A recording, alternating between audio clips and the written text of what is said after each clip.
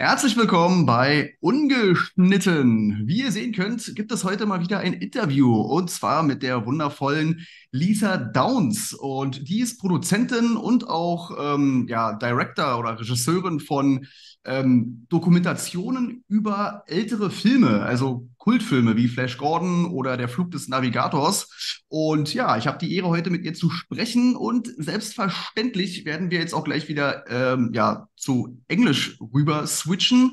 Ich versuche das natürlich wieder mit Untertiteln dann im finalen Video zu regeln. Ich habe mir dafür auch extra so ein Plugin runtergeladen. Ich hoffe, das funktioniert. Ansonsten darf ich mich da wieder selber ransetzen. Okay, dann legen wir mal los. Let's switch to English. Thank you very much that you're here, that I can talk with you about your work, about the next upcoming project from you, a new documentation in the, I would say, Life After series. Is it correct? Can I It is call it that correct. way? You Okay, can. wonderful. I would like to start a bit chronologically about your career in general, because you started, as I saw on IMDb, with short films like uh, Lost Children of Tibet in 2005 and yeah, some other short movies until 2009. Um, would you say that is the normal way for upcoming directors and producers to start with short movies to come into the business and to see how it works with the camera and so on? I think so. First of all, thank you for having me. It's lovely to be chatting to you. I think so. I think especially people who want to be in the industry, directing, I think the main thing is just to be making stuff. It's obviously so much easier to be making 3 minutes, 5 minutes, 10 minutes, as you say, to learn the process, learn your style. Um, and really problem solve and just get a feel of what it means to make something. Not to say people don't go out and make feature length. My documentaries did start short film. I did one scripted though, which was feature length, where I just wanted to challenge myself and throw myself in, and I think it turned out okay. Um, but Lost Children of Tibet was my very first documentary because I was studying TV production and media at university in Australia, and I wanted to do something really different for my final project. A lot of people were filming on campus, making music videos and short films, and I thought, wouldn't it be fun to do something overseas? My mum is a huge fan of the Dalai Lama and Tibet and its history and its culture. And she was reading the book of the Dalai Lama's sister, who had set up this village in India for where all the exiled Tibetans can stay and learn the language and be educated on Tibet until they can go back. My mum was reading this book. She said, you should email this lady. So I did, and they came back and said, how about April 10? So I was like, I guess I'm going to India. So um, we actually, a funny story, raised the money my dad went on Who Wants to Be a Millionaire and won a small amount. So that money we used to do the trip. And so that was my first step into documentaries, and I just really loved it.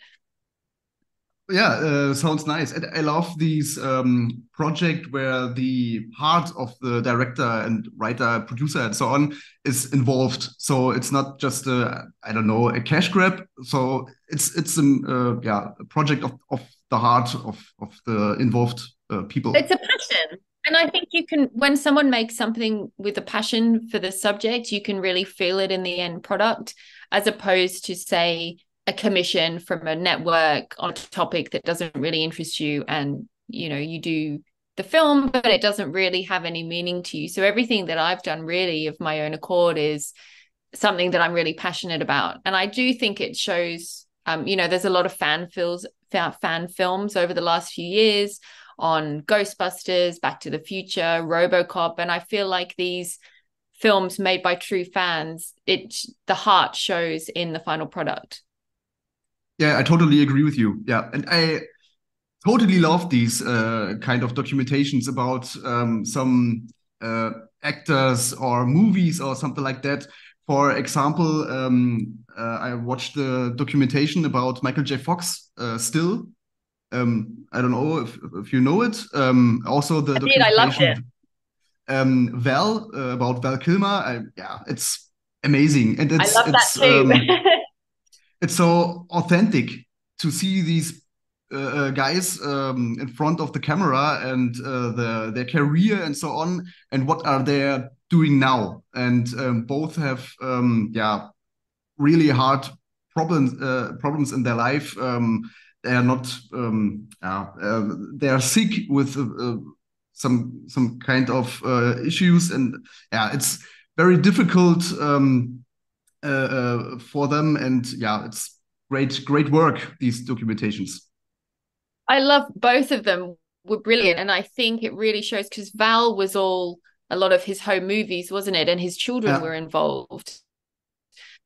Having yeah, that kind of close-knit family allowed him to be so open with everything. And I think the Michael J. Fox, they must have had a really special relationship with the director to allow him to feel so open to share all of his issues and his story. So I think that they're two very great examples of can have when you can feel when the subject can feel safe to be open and sharing their story. yeah, totally true. And yeah, then 2012, you came up with your first long movie. How was the switch then from short to the yeah long version, so to say? It was hard because that was scripted, and I had said to myself I really want to direct a feature film before I was 30. And I was working with these two girls in television, I was working on other people's passions and other people's dreams, and it was great experience, but it wasn't what I really wanted to do. And so we just sat and said, wouldn't it be great to do a film together? And luckily one of the girls was a producer, the other girl was a brilliant writer, and I said, well, I would love to direct. And so the three of us got together and I made this film in 10 days about a young chef with a eating disorder. It was it Just was a eight great is the experience. name. Just eight. Um, it was a really great experience, and it was also written. My friend Anna, it was her own story, and we filmed it in her house, and her parents played her parents, so it was a very insular, therapeutic environment for everyone. But again, a really interesting learning experience for me because we didn't really know what to do with it once we had made it. I ended up putting it on YouTube for free for people to see because I felt like it was a really important message. But we didn't understand the process of distribution and festivals, and so that was a really big learning curve for me. More so after the film finished, of what if I could go back now, I would do it differently. The release of it, but I'm very proud of what we did considering we had never done anything like that before. But it was a really good challenge and we learned a lot. I think in general it's a process, especially for yeah artists. I would say that you look back to the past projects and then you think about that could be better, or maybe I have should done that way or something like that. So yeah, it's totally normal.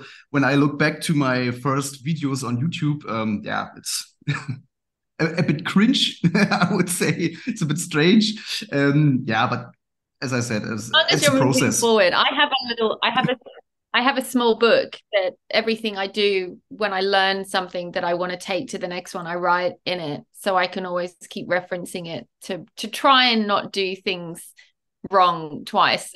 But we're all human. Yeah, sure. Then you mentioned that some friends of you already made music videos for bands or other singers and so on. But you also did music videos. Did you thought, okay, let's try, or why you also did that? I really loved the idea of music videos. I loved that they were really short, like mini creative pieces that I could do frequently and, kind of build my skills up. I always thought if you grow up saying that you want to be a director and someone says, well, what have you directed? you need to have something. It doesn't matter what it is. You can't really say, oh, I haven't done anything yet. So for me, it was just being able to have really fast-paced creative pursuits and products and then learn from them. And I had worked on a Blink-182 video in 2004 as a stand-in, and I really enjoyed the music video process. And I was like, this is very cool. Obviously, the videos I did were not Blink-182, but I really liked how everyone worked on set. So that was really the catalyst for me to then look through music magazines and see what bands were playing and contact them and see them and say a video for you for free. And so it was always me doing it for free as a kind of thank you for them allowing me to do the video. But I'm proud of them. I think some aren't great, but I think some are pretty good. You learn a lot as always. Which song was it from Blink-182? Because in my youth, I often heard Blink-182. I was a fan of the band. It was a song called Always, Okay, where the music video was like three strips. I don't think it was one of their most successful songs, but it was like 3 strips, the video. Yeah, and there was a blonde, I know.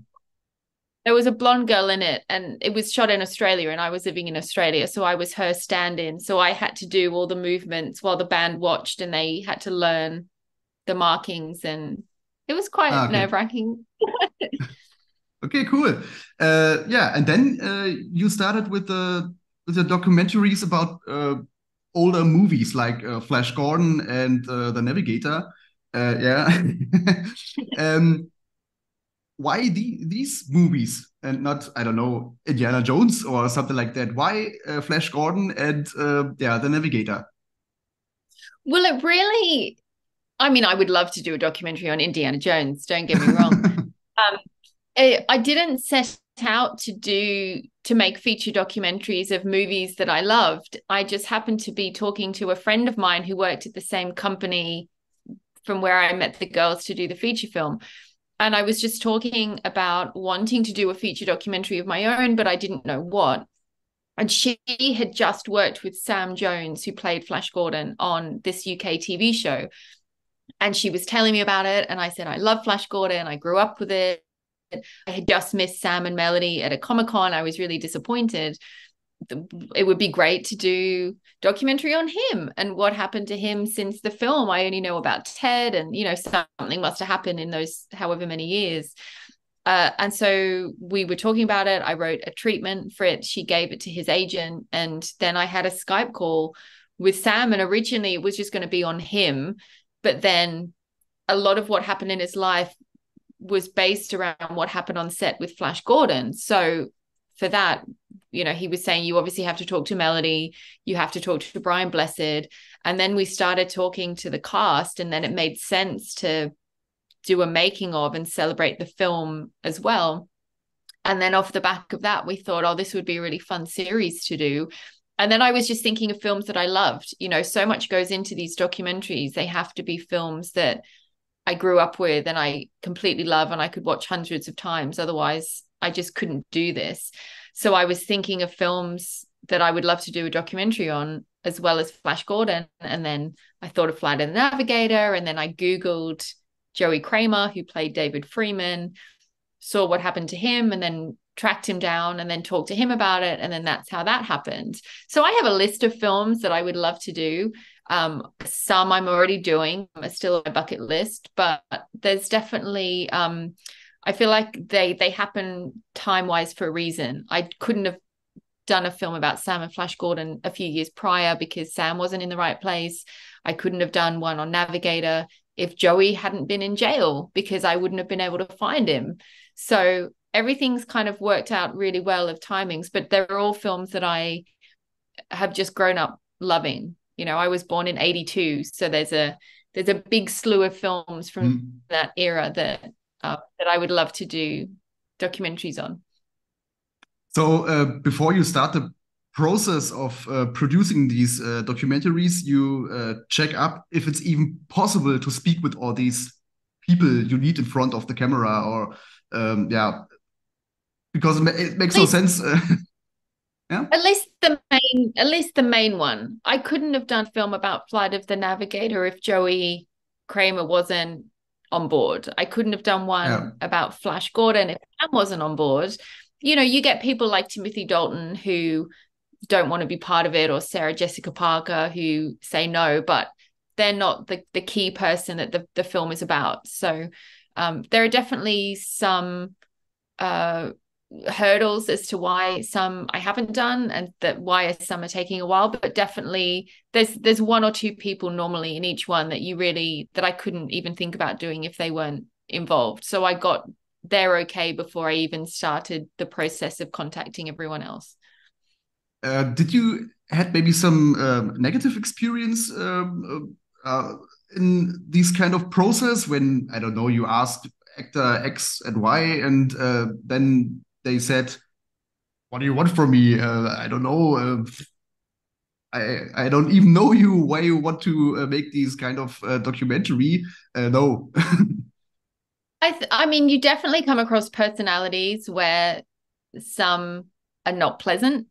I won't name names, but you know, there are some Yeah. out there.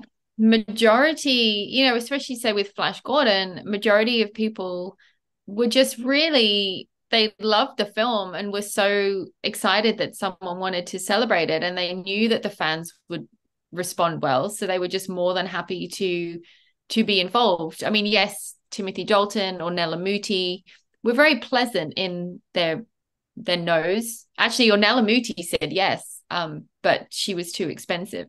So I couldn't. But you know, Timothy Dalton's manager was very lovely, even though I emailed 9 times to ask for an interview. And same majority, you know, Flight of the Navigator, Randall Kleiser, the director, was so wonderful and still had contacts with everyone. He emailed most people and said, "Hey, do you want to be part of this?" And they really did that for Joey. You know, this was a chance for Joey to tell his story. So they said yes for him more than for me. And so you do get some people. There's a few people I've asked at Comic Cons if they would say some words to be involved, but you know, it was similar to your reaction that you had said, why should I be involved? What's in it for me? But it's a very, very small percentage. So majority have been really lovely experiences, and a lot of people I'm still friends with. So it's Ah, been okay, really nice. cool.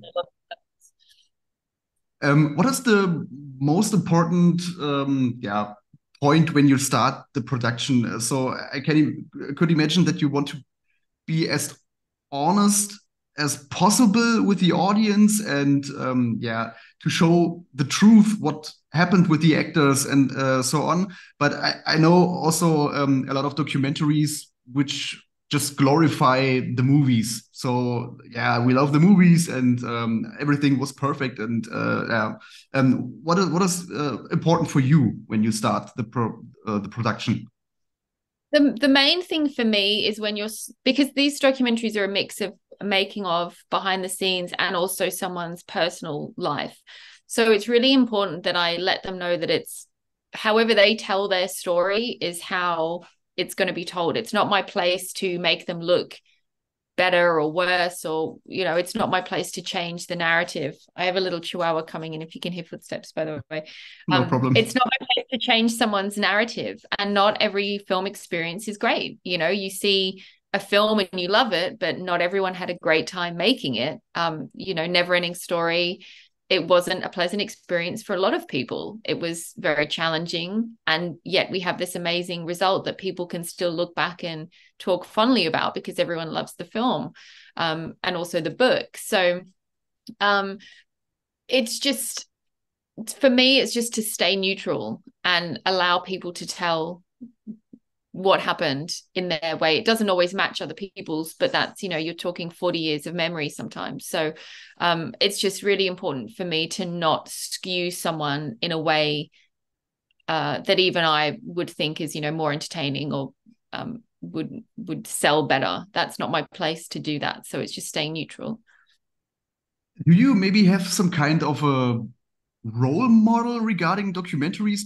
Because also, yeah, great director like Martin Scorsese or Peter Jackson also made yeah, documentaries, and Also, for example, I love the documentary about Apocalypse Now. What were Heart of Darkness? I think it's called Heart of Darkness, which also a great documentary about the shooting and the process of Apocalypse Now. It's totally crazy what happened there. Yeah, do you have some kind of a role model where you say, "Oh, that's a great documentary. I would like to do it the same way," or maybe I can take something from them and do it the same way?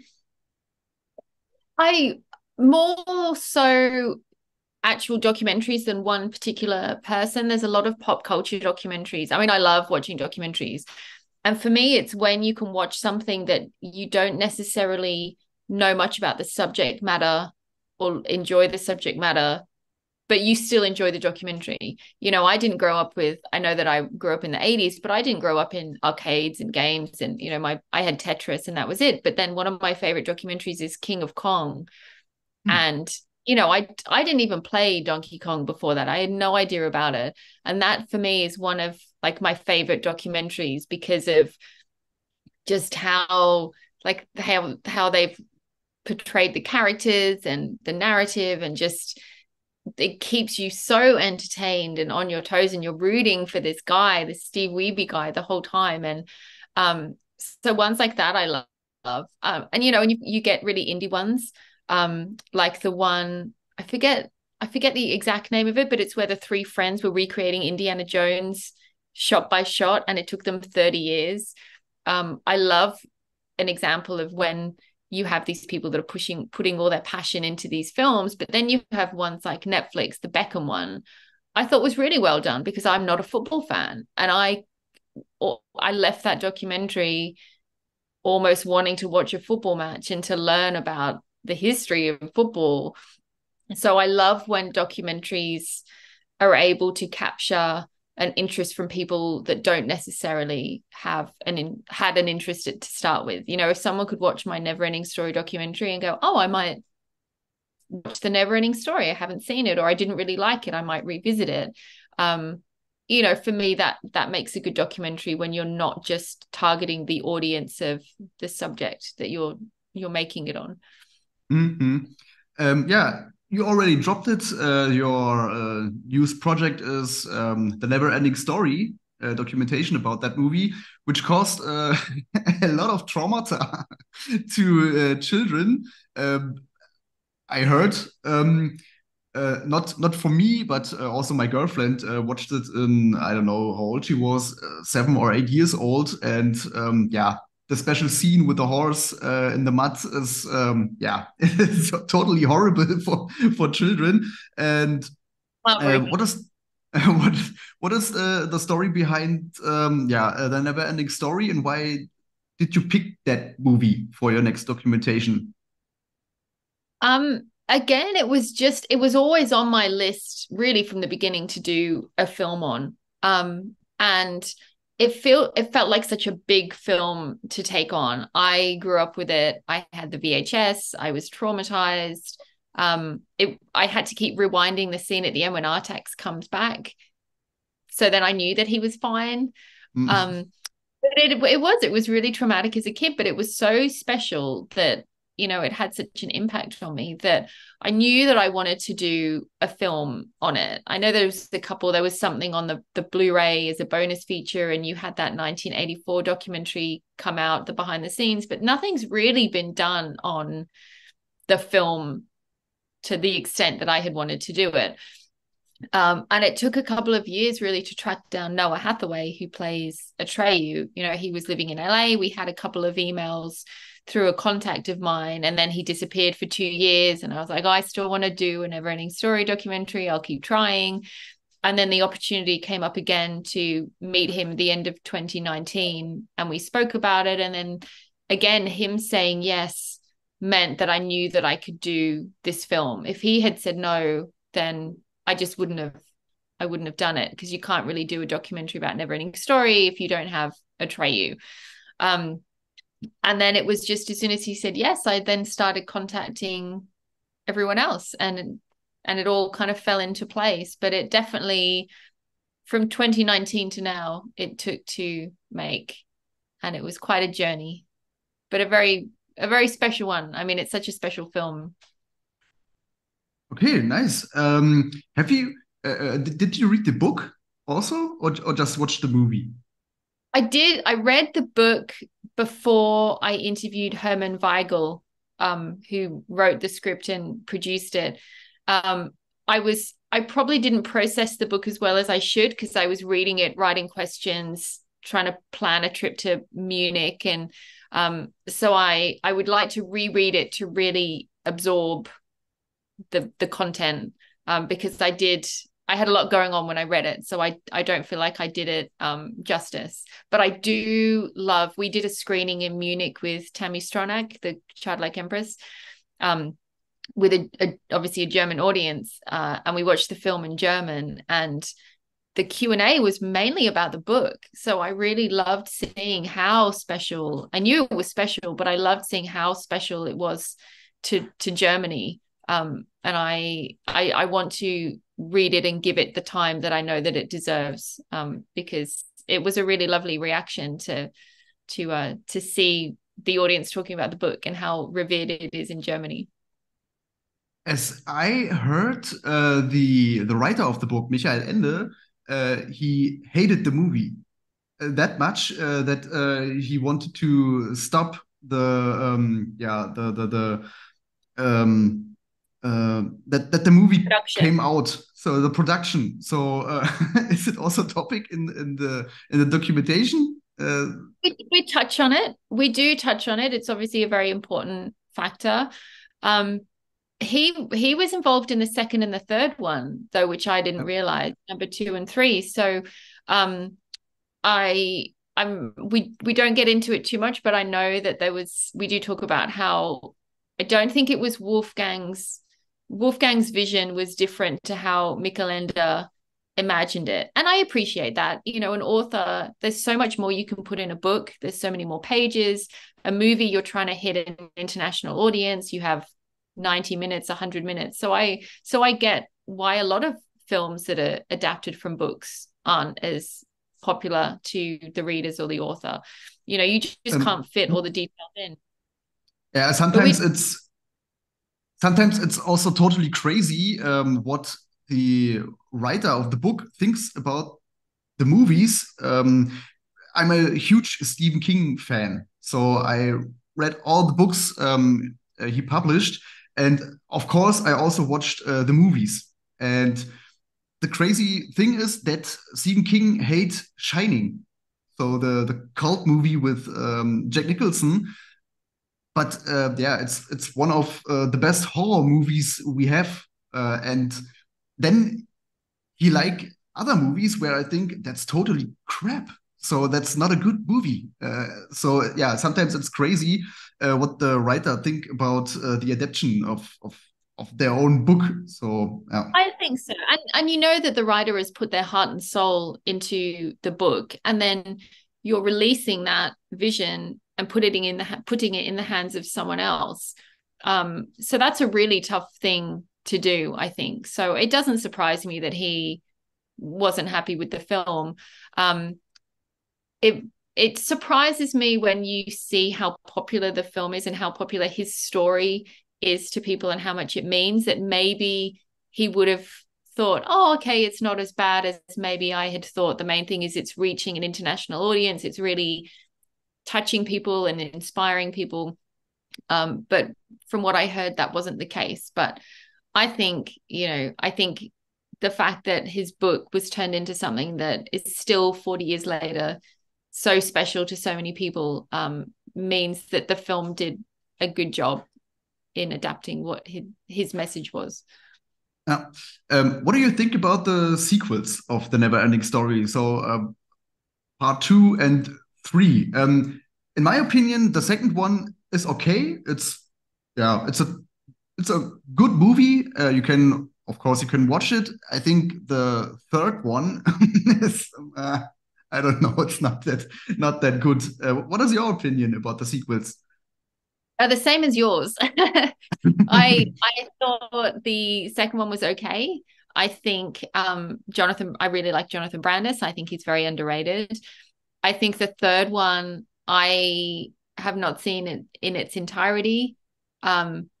I interviewed Jason James Richter, who was Bastian in the third one, and he has not seen it in its entirety. He is not a fan. So I feel like I can say I don't like the third one, knowing that he can admit that he doesn't like the third one. I don't think the sequels do justice to the magic of the book and the first film. I don't think they should have done sequels at all. And I don't consider it a trilogy.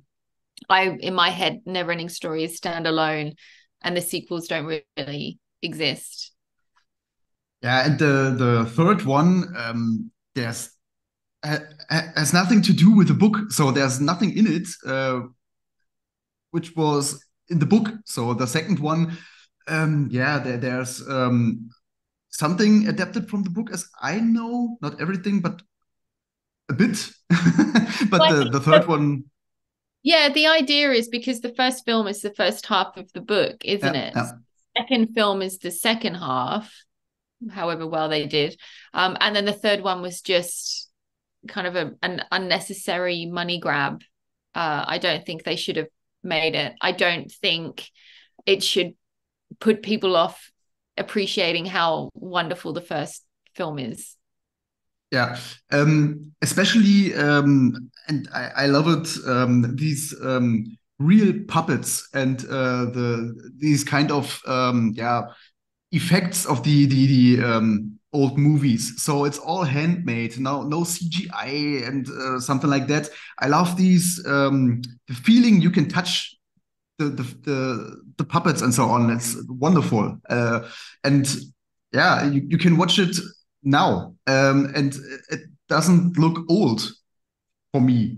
And that's part of the reason the 80s films are so wonderful and magical is because they use the real puppets. And yes, you had painted backgrounds but it was really all done in camera and the puppets are real and there's something physical to that the actors are working with. And I don't feel I appreciate CGI and what it can do for movies, but I love the magic of the 80s with, I mean, E.T. would not have been the same if you Yeah. had a CGI E.T., So I think that's one of the things that make this film so magical. And you can see that the care and the love that these people put into Mauler and Falkor, and it's just, yeah, it's a very, very special movie. And I feel like I would love if movies embraced the physicality of puppets and models more so now.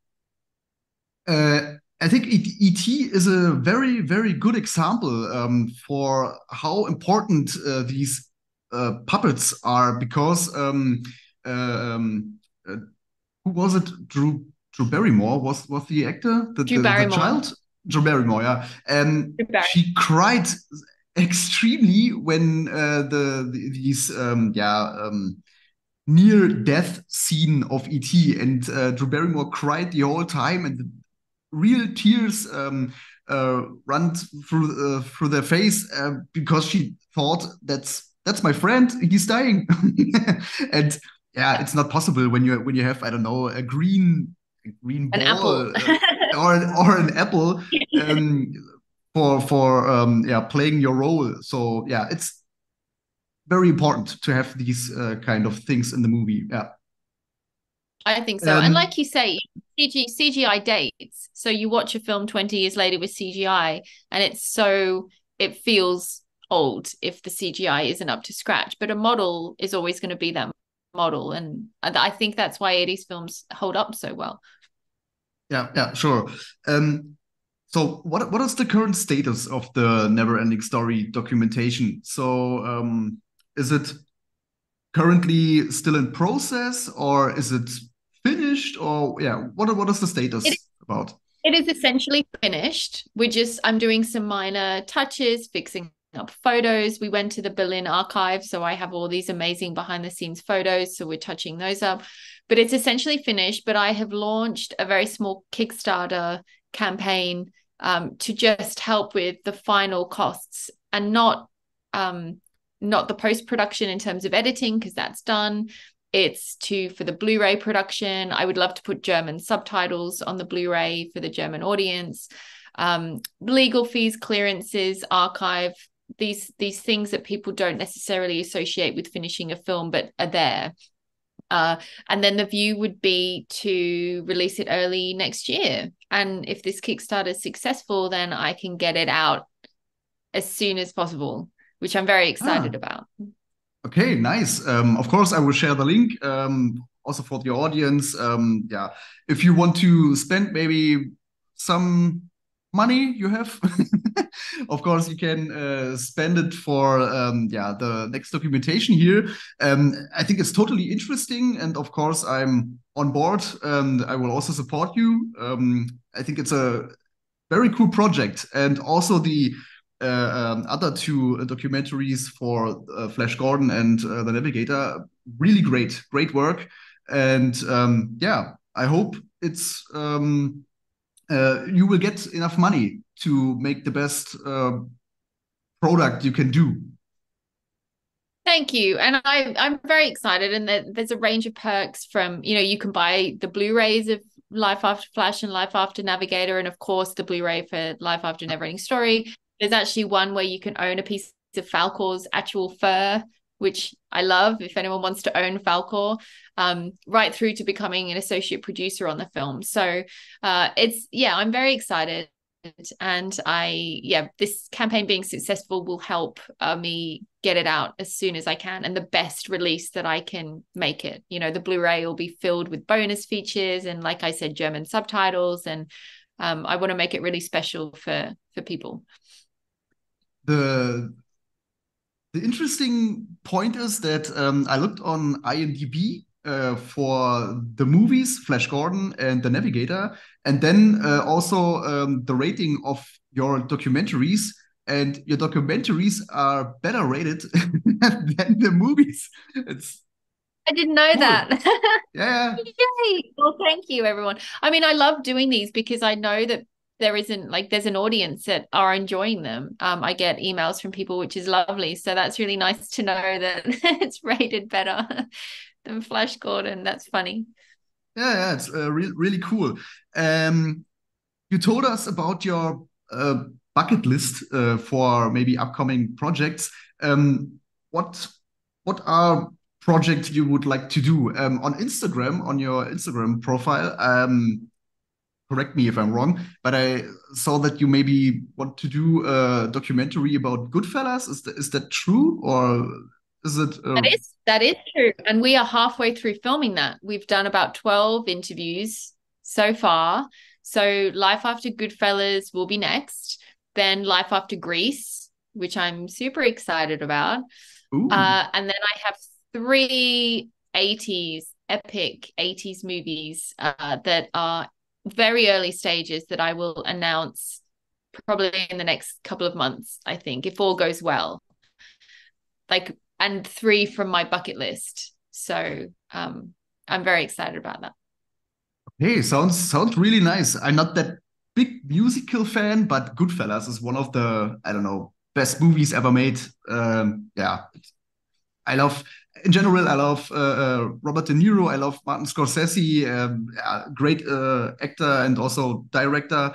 I love these kind of mafia movies with all the mobster, and it's great. Yeah, great movie. I'm really very excited about the Goodfellas one. I think it's going to be really fun. And we've had some really great interviews so far, including Nicholas Pileggi, who wrote Wise Guy and wrote the script with Scorsese. So he was one of my favorite interviews. He was a very lovely man.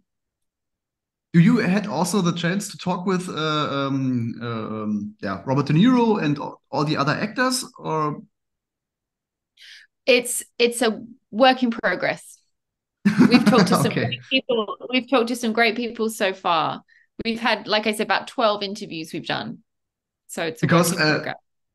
I could imagine that it's really hard to get in contact with these guys. So you have actors with that status, and then you ask, "Hey, I would like to do a documentary about that movie." I could imagine that it's really hard There's to always do it. on every documentary, you have the levels of people which are easy to get in contact with and people with a lot of gatekeepers. The main narrative for Goodfellas is with Christopher Serrone, who was Kid Henry, the young Henry Hill. So we have interviewed him, and we'll go back out to Colorado to spend some time with him and his family and travel around with him. But there's always people that are tricky to get hold of. But the main thing for us, that Christopher was the key for this documentary. And then, you have the people like the De Niro's and the Scorsese's. And, if we could speak to one or two of them, we would be so lucky and blessed. So it is a work in progress. Okay, nice. Yeah, I'm absolute fan of it, but also of Never Ending Story. And yeah, I think it's great work you're doing with these kind of documentations, because also I like these look behind that movie. So Behind the scenes. how was the process, the shooting, and so on? Yeah, thank you very much that you are doing these kind of documentaries. I think it's I don't know. I think it's hard also to get money for these kind of projects, because it's not a normal movie. And I think I don't know. Do you screen it also in cinema, or We it's have just for Blu-ray, or?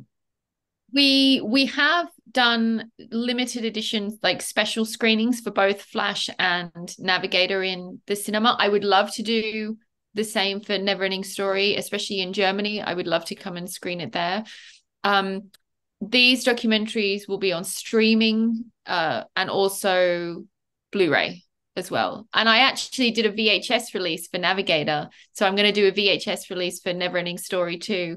But I think it is hard with these films because they're not necessarily ones that fit the mold for big broadcast channels. They're very much films that I would want to see, and they're fan made. And so that's why it's really important to have support of other fans in this process, because they're hard to fund. A lot of it's, I do jobs to then fund it myself, and a lot of work goes into them. So to have the support of fans is wonderful. And across this journey, we've built up a really wonderful fan base for Life After Movies, which is really special. And a lot of people have been with me from the start and supported all of them and continue to. So it's a really lovely kind of family that we're building and community that we're building. Yeah, but I think the general interest in these kind of documentations is growing. So that's my feeling. Netflix has their own series with movies that made us. I don't know, maybe about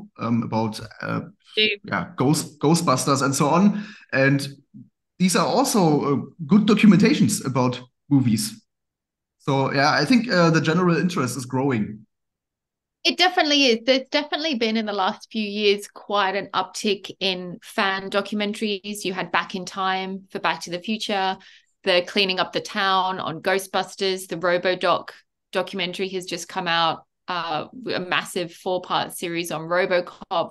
They're doing one on Police Academy. It really is in the last few years the ability to celebrate these films. I think because sorry, my dogs No are problem. going. Hang on. Sorry, there's a post. I'll let them stop. You can cut this out, can you? I could do, but it's no problem. No. It's Sorry. totally okay. Work from home. I think we're also kids of the 80s are at an age now where we're in a position to celebrate the films that we love. I don't think 10 years ago, I wouldn't have really known how to do it as well. I don't think the people involved in the film were as open to the idea of fan films, whereas now it is quite common that if someone says, oh, I'm doing a fan film, they're like, great, I'd love to be involved. Whereas, 10 years ago, maybe that concept was not as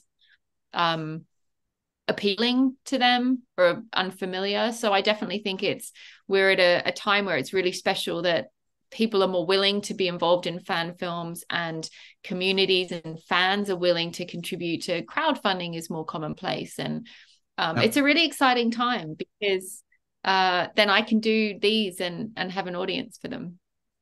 But what do you think are the reasons for it? Because I often heard people say that maybe the modern actual movies with all these CGI effects and all these blockbuster movies, and they are not that good as the good old times. So yeah, these kind of retro movies, and I have the feeling that a lot of people look back to the past and think that these are better movies. And I would like to know more about and to go back to my childhood and so on, because the current movies are not that good. And also we miss our childhood. I love nostalgia because I love like reminiscing to when life was simple and I didn't have to worry about work or taxes or relationships or, you know, all the things that kind of come with being an adult. And I think, you know, especially with things like Stranger Things, and nostalgia has become very big in what we're also seeing, like Wonder Woman 1984. And it is like kids of the 80s are now at an age where they're going, I really miss the 80s. Let's celebrate. Let's start social media channels of, do you remember this from the 80s or the 90s? Or I feel like it's just a really wonderful time that we're remembering a decade that in hindsight now is so incredible and seems so special. And you're right, you watch movies of today and you go, it's not like the movies of the 80s. You know, they don't have the magic. And also there are so many movies now. In the 80s, you had like 6 films a year that you could go and see, and like the really big blockbusters or the summer films. Now you've got Apple, Peacock, Hulu, Netflix, and I can't keep track of everything that's coming out. So when we were growing up, you could go to school and all talk about the same thing. Whereas now I don't know what kids talk about, maybe, you know, a 30-second TikTok that they saw. So I think it's us trying to bring back the magic of what we experienced and celebrate that. You know, I'm now in a position where I know how I can celebrate what I loved growing up as a kid of the 80s and a teen of the 90s, you know.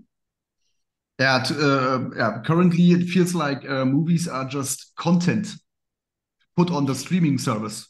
Yeah, so it's not not a movie made with the heart and the passion of the director or writer or whatever. Yeah, it's just content.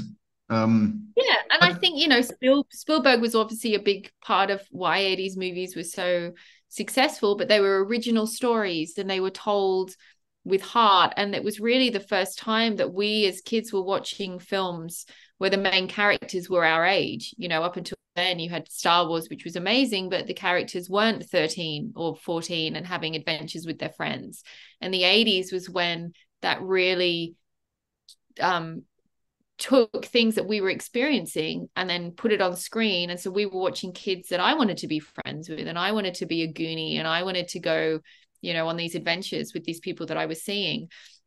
And now it just feels like, you know, sequels and let's rehash this IP and remake this. And there's very little, there's less originality than we had in the 80s. And so I think we're just now realizing how special those films really are. Yeah, of course. Yeah. You mentioned the Netflix series. I forget the name with the kids. Stranger Things. Stranger Things. Oh my God. Yeah, I watched all the seasons. I also have books. I don't know why I lost the name. The cool thing is that there's also a connection to Never-Ending Story, because in the final of the, I don't know, was it the third season or the second? The third, with the song, it's really great, and yeah, they pushed the song of Never Ending Story again a bit up. So yeah, really great It scene. did, and the streaming went up because they didn't use Lamal's song in Stranger Things. They obviously sang it, and the characters sang it, and so then all the audience is like, well, I've never heard that song. What is that song? And then they go and listen to it, and then they research, and then this new generation is now getting to experience the Never-Ending Story, and then the Goonies and all these other films at Stranger Things. Again, kids from the 80s are now in a position to celebrate their childhood, and so they're through Stranger Things is opening it up to a new generation, and it's really fun to see. Did you also talk with Lima for the I did. documentation? Because oh, great! Because yeah, it was a huge push for his career just to do that song. So Yeah, and it what was still the is. name of what was the name of his Kajagoogoo? What was the Kajagoogoo. band? Yeah, Kajagoogoo and Too Shy. yeah. He said those two songs keep the phone ringing. Mm, So yeah, we the, spoke to Amal and also Klaus Goldinger, who did the score of the film. uh-huh. We flew to Hamburg to speak with him, which was lovely. But Lamal was our first interview, our very first interview in January 2020. That's how long we've been filming.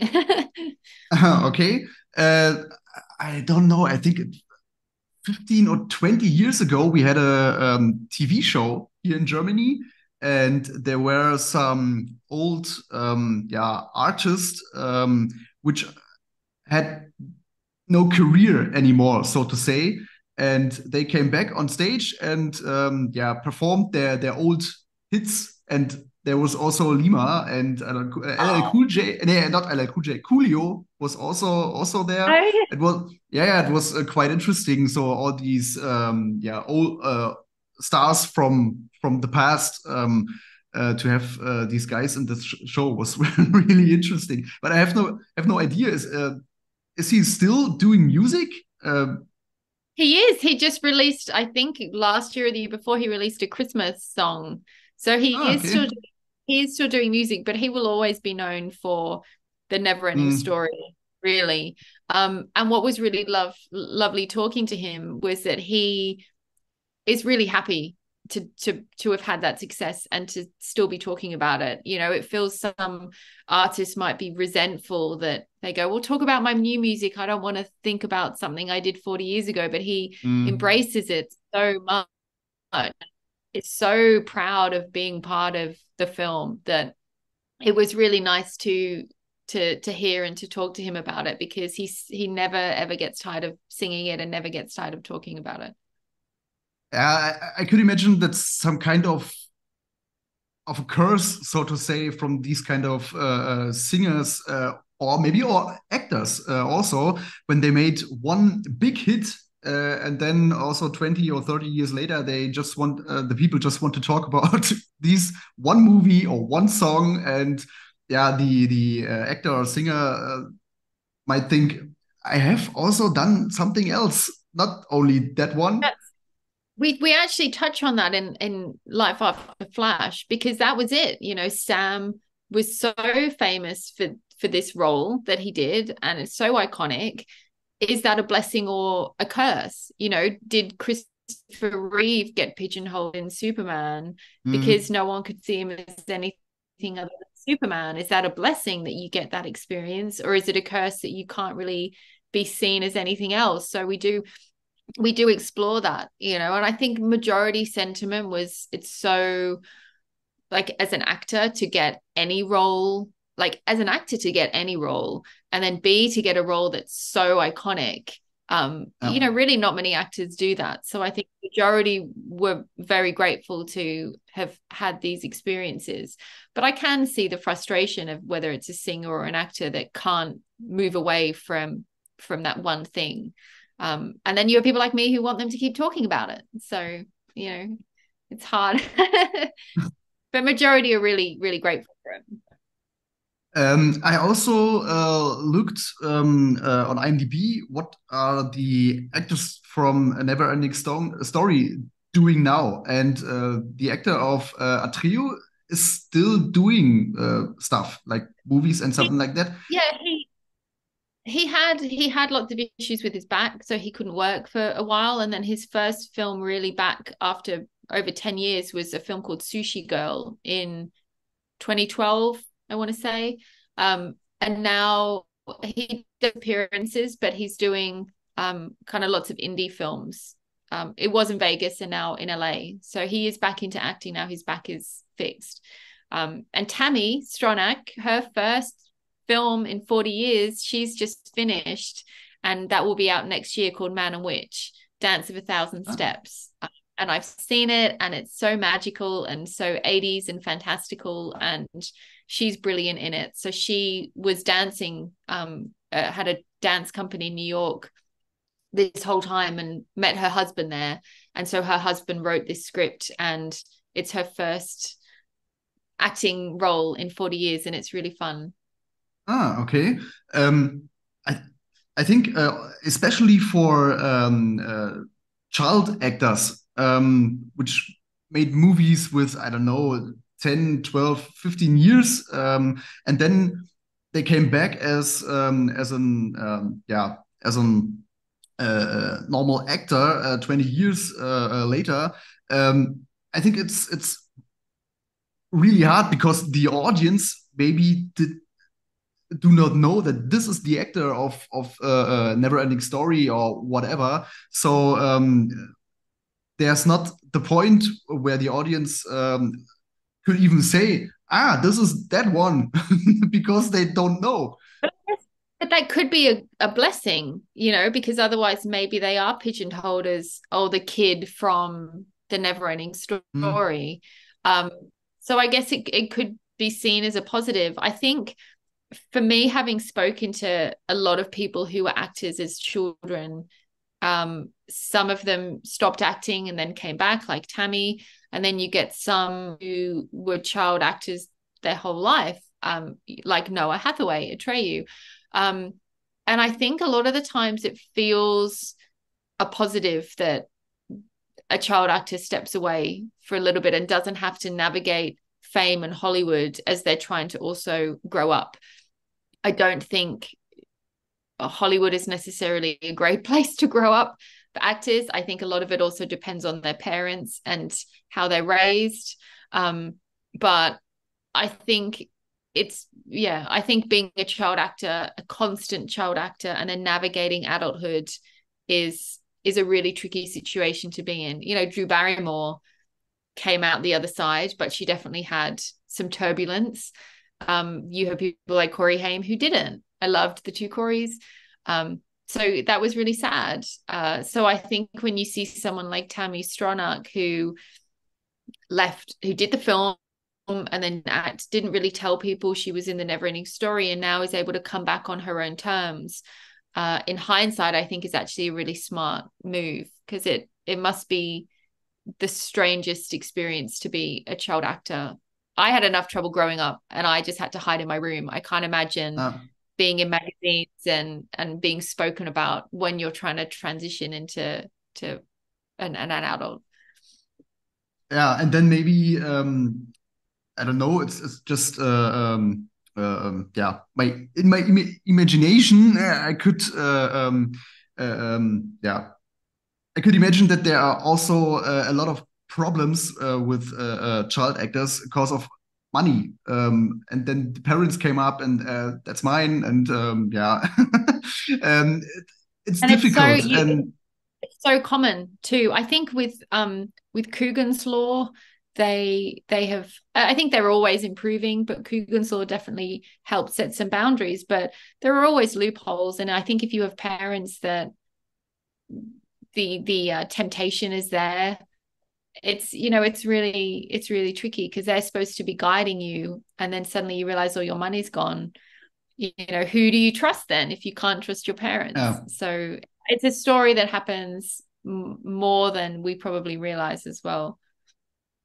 yeah, it's really hard to hear when you have really great artists. I'm not a fan of, but Britney Spears, I think it's also a very special example for yeah, these kind of career, and because then came the father came up, and he took all the money and so on. It's totally crazy, and she also become crazy during this Yeah. process. Yeah, it's really hard. I could Yeah. imagine. And For Macaulay Culkin is another famous, you know, his yeah. parents famously took all his money, and you know, he was emancipated, as you know, Noah Hathaway was emancipated, Drew Barrymore was emancipated, Corey Feldman was emancipated. So you have, you know, these kids who are having to grow up so young and be independent so young. But you really don't have any other choice because you're doing all this work that, rightly so, it's your money, you earned it, and you have parents that take it and spend it. So yeah, it must be really tough. And I'm a Britney fan, so I'm, you know, I'm a girl from the 90s, so I grew up with Britney. So, you know, it's sad to see. Yeah, sure. Have you read her book? It is my Christmas present from my sister. Okay. I Yeah, will be reading. my my neighbor read it, and she said it's really crazy what they have done with these girl. It's yeah, totally sad. It is. And again, like, you know, that's a very extreme case. But when you're growing up, you think your parents are the ones that you can trust the most. And so if they tell you to do something or that you should do something, generally you do it because they're your parents. So it must be really hard when, whether it's, you know, take these drugs or go into this program, or it's, we'll look after your money, don't worry, it's the best for you, we've got your best intentions, and they really don't. I mean, I can't even imagine what that would do to a child growing up. You know, it's something, until you're in it, you just, there's no way, I don't think you can comprehend what someone goes through. Yeah, yeah. Yeah, I think we have now 1 hour interview. Hey. um, I would say thank you very much that you had the time for us. And of course, I will share the link for your Kickstarter campaign. Is it already started, the campaign, or will it start? Or It's got about three weeks left. okay, okay. So there's still some time to to There is. grab some money and yeah, spend some money for your project. Yeah, And thank again, you. I appreciate it's nearing Christmas, and you know, life has been quite tricky recently. So even if people can't pledge anything, just to share the link would be amazing help. Yeah, sure. We can do. I will do it, and of course, some of my audience will also do. I'm sure. Yeah, thank you very much that you had the time. Nice Yeah. dog, by the way. Sorry for barking. This is Meg, so she's yeah, Yeah, loud. I have a cat. She's also totally crazy. So I closed the door. Well, um, look, my Wi-Fi isn't strong if I shut the door, so I have to keep it open. okay. Okay. Yeah. Um, Yeah, thank you very much that you had the time to talk with us. I think these general topic, yeah, documentaries about movies is not only interesting, it's also very important for us as fans of these kind of movies.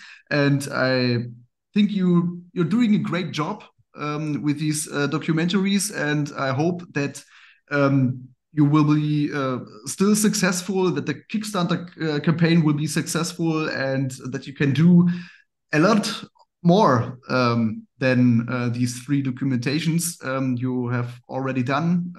Yeah, thank you very much. Thank you. I really appreciate it. Okay, then, yeah, I would say goodbye. uh, and yeah, maybe And we can. send me your address. Send me your address, and I'll post you the Blu-rays of the other ones. Thank you, thank you, thank you. I will do, I will do, of course. Yeah. Then goodbye. Hopefully, your Kickstarter campaign will be successful. And if you want, when the Kickstarter campaign is yeah, finished, and the documentary also is finished and everything was released, maybe we can do another talk. And yeah, that would be wonderful. And hopefully I can also be announcing a German screening of it. I would love to do that. So for me, the German audience is so important with this documentary. So I want to do the best release possible. that would be great. And yeah, I would, of course, I will would like to see it also in cinema, also to the premiere. Of course, I Yeah. would like to come. Yeah. You are invited, of course. Okay, And cool. Thank you. I'll email you a little teaser of Goodfellas. Possibly. Oh, Yeah.